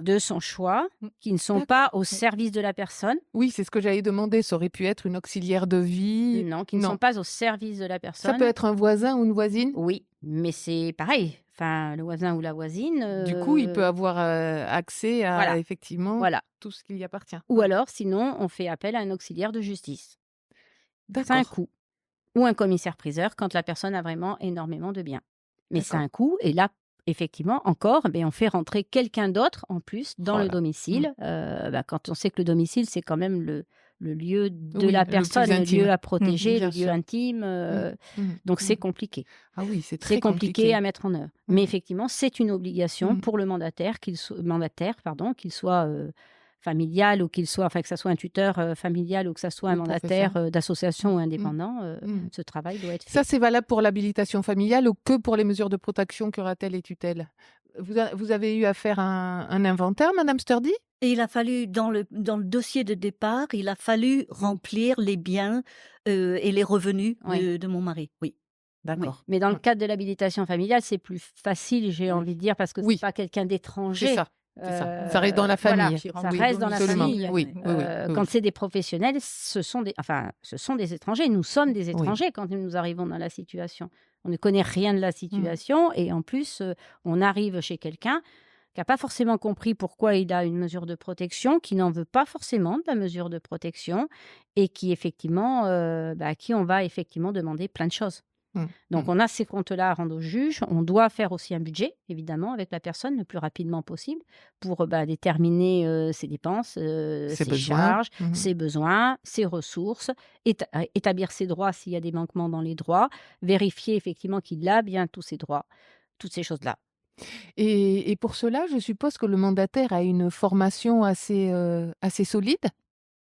Oui, alors pour l'instant, au niveau de la formation des mandataires, on est sur un certificat national de compétences, voilà, D'accord. sur un CNC, puis Lumineux qui va être recalibré en licence professionnelle à partir de septembre 2027. Voilà, Ah oui, pas de c'est suite. Ouais. assez récent. Et dans la loi d'ailleurs du bien vieillir de cette année, du 8 avril 2024, il y a l'article qui a reprécisé justement les missions des Des mandataires mandataires judiciaires. judiciaires. Voilà. Et ça, c'est vrai que c'est important de le dire. Donc oui, effectivement, oui, il y a une qualification, voilà, il y a un diplôme. Le métier de mandataire est un peu, moi j'ai coutume de dire, c'est un mouton à 5 pattes. Voilà, on touche à l'accompagnement Oui. social de la personne, on touche au volet juridique, patrimonial. Effectivement, avec toutes les difficultés, quand c'est un mandataire effectivement professionnel, hein, qu'il soit associatif ou effectivement ou indépendant, oui, voilà, la personne va arriver dans sa vie, quelqu'un ou un service. Alors je précise que les professionnels, voilà, les services du coup ne décident pas des mesures de protection qu'elles vont exercer. Oui, Voilà, hein, c'est c'est la vraiment juge, hein. Oui, effectivement le libre arbitre du juge. du juge. Nous, on reçoit l'ordonnance, voilà, du mandat de protection une fois que ça a été rendu par le Par le magistrat. Oui, par le oui, oui. magistrat. Vous ne Exactement. choisissez pas en Non, définitive Non. non, vers qui non, vous allez non. intervenir Alors, et pour quelle oui, mesure. oui, c'est ça. Alors, ça peut paraître effectivement évident, voilà, mais c'est vrai que c'est bien de le rappeler parce qu'il y a quand même voilà, quelques petits fantasmes autour, voilà, de ce métier, Oui. voilà, de Mm. certaines choses. Mais oui, effectivement, je rejoins assez tout ce qui s'est dit hein, depuis le premier plateau. C'est vrai que c'est quelque chose d'intrusif. C'est toujours compliqué de se dire, est-ce qu'un de mes proches a besoin d'une mesure de protection? À quel Être moment a-t-il exactement. besoin de En cette plus, mesure? être là au quotidien, l'impact aussi que ça peut avoir pour soi, voilà, dans sa vie personnelle, le poids aussi même de la culpabilité, ou même des proches, hein, effectivement, entre ceux qui sont plus loin, ceux qui sont près. Bon, c'est voilà, chaque situation individuelle, on essaie effectivement de faire au mieux, voilà, avec bienveillance. Mais oui, on est confronté aussi avec des personnes qui, de par leurs troubles, ne comprennent pas ce qu'est la mesure de protection, la refusent. Voilà, peuvent être assez Donc, vindicatifs. ouais, et oui. Quand c'est Ça arrive. refus, c'est une requête. Vous vous orientez vers le juge? Alors, de toute façon, On informe. on signale Hein? toute difficulté Toute au juge, difficulté bien au juge. évidemment. On ne peut pas se permettre de ne pas visiter une personne parce qu'elle ne veut pas nous voir et que le Mm. juge ne soit pas informé. Après, enfin, ça fait longtemps que, Oui, oui, oui. de par mon âge, ça fait quelques années que je suis dans la mesure de protection, j'ai envie de dire. J'ai rarement connu des personnes qui ont été dans un refus total. C'est-à-dire que à la première visite, effectivement, des fois, ça peut être compliqué. On peut ne pas pouvoir rentrer une fois, 2 fois, 3 fois. Mais avec le temps, souvent, je dis bien souvent, mais malheureusement, il y a des personnes qui sont vraiment dans la défiance et qui ne veulent pas. Mais souvent, on arrive quand même à établir une relation de confiance ou tout au moins arriver à minima à gérer certaines choses. Oui, ma question allait être, mais vous y avez un peu répondu, c'est sur quoi vous vous reposez, vous, pour pouvoir réussir à établir une relation de confiance avec la personne et après Le temps. mettre en place le temps. Le temps. Il faut Ouais. du temps. Il faut du temps avec les personnes parce que elles ont besoin de temps, mais comme tout un chacun. Enfin, Oui. je veux dire, on ne peut pas faire confiance à quelqu'un parce que ça a été décrété. Moi, je dis aussi que la mesure de protection s'impose aux gens puisque c'est une mesure judiciaire, mais elle s'impose aussi à nous. Elle s'impose aux services, elle s'impose aux mandataires. On n'a pas le choix.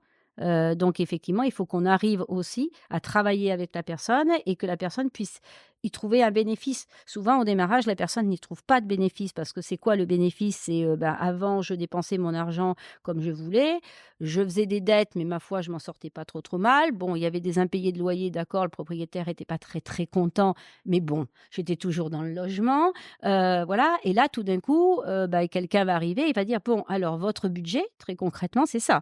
Votre budget, vous gagnez tant, vous allez dépenser tant.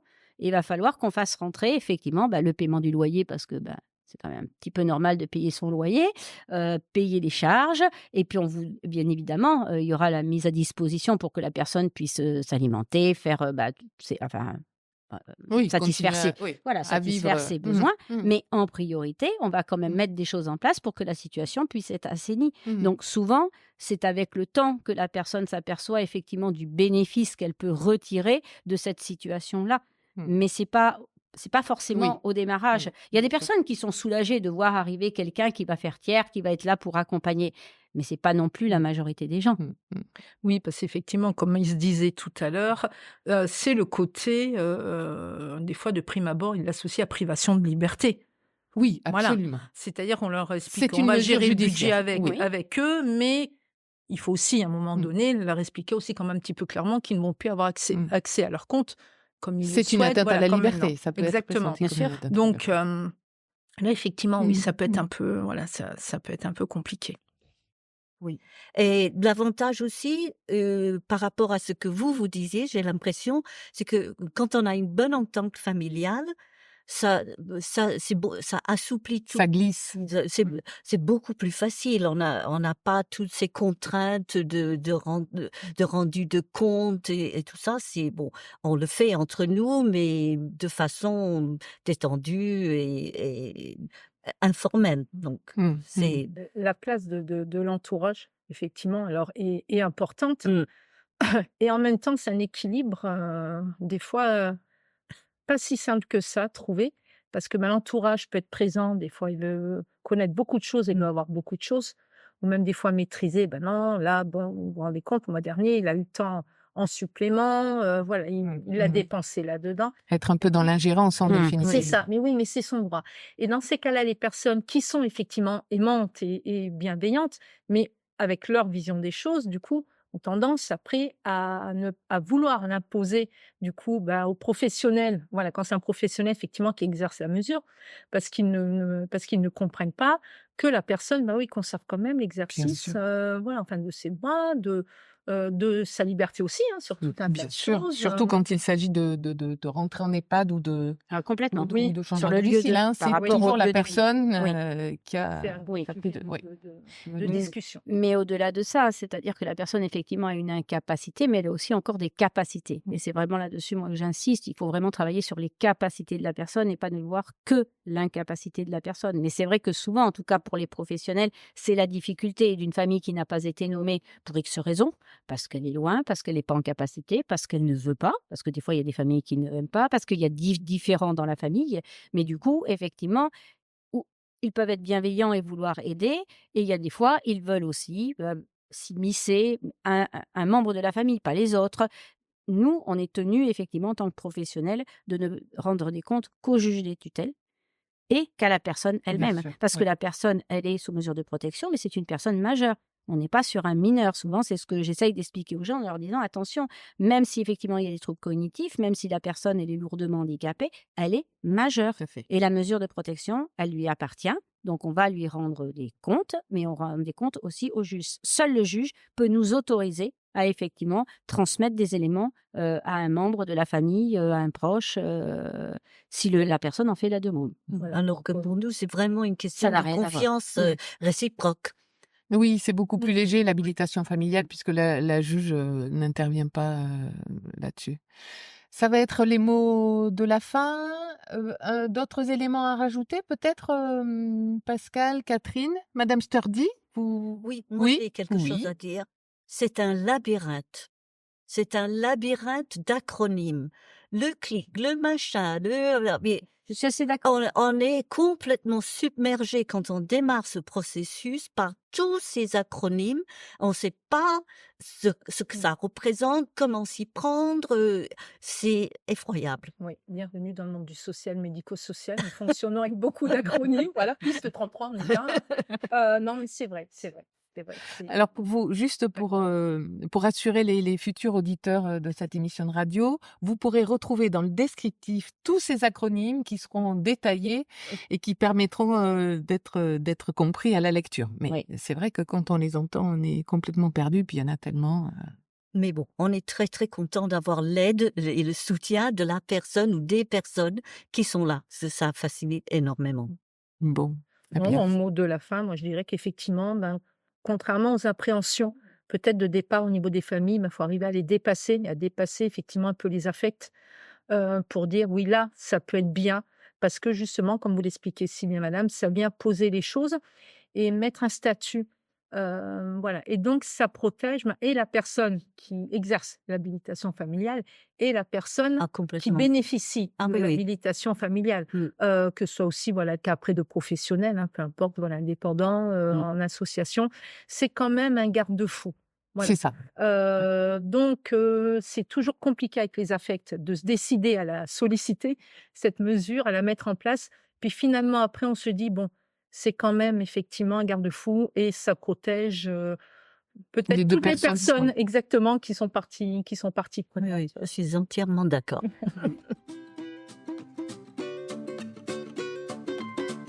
Il est temps de terminer l'émission. Les mesures de protection vous paraissent-elles plus claires? Vaut-il mieux accompagner votre proche, curatelle, ou le représenter en tutelle, ou simplement l'assister avec l'habilitation familiale? Savez-vous maintenant vers qui vous tournez pour trouver de l'aide dans ces démarches? Un aidant éclairé est un aidant rassuré pour accompagner son proche.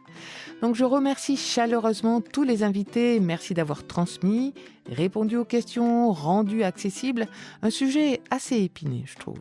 Merci à vous public d'être restés là, certains tout du long, et merci pour votre écoute attentive. Pour avoir accès au podcast, à la diffusion de l'émission, vous pouvez la retrouver sur toutes les plateformes d'écoute, Deezer, Spotify, YouTube, sous le nom Les Bonnes Ondes, l'émission pour les aidants. Il me semble de remercier à nouveau l'équipe territoriale autonomie du pôle territorial des solidarités du Sud-Gironde, Pierre, Sarah, Marie, Laurine, Karine, avec qui nous avons construit l'émission à travers leur expérience de terrain. Nous avons soulevé qu'est-ce qui pouvait être pertinent à savoir, à quels besoins l'émission pouvait-elle répondre. En tout cas, merci pour l'invitation à bâtir cette émission. Et une des dernières, c'est comme les Césars, on n'en finit jamais, l'émission Les Bonnes Ondes, projet qui émane de l'association Bonjour les Hirondelles Médias, n'aurait certainement pas pu se réaliser sans le soutien du Crédit Agricole Assurance et la conférence des financeurs du département de la Gironde. On vous retrouve pour une nouvelle émission Les Bonnes Ondes sur le territoire du Sud-Gironde très bientôt. Merci auditeurs, merci auditrices, les bonnes ondes sont à vous.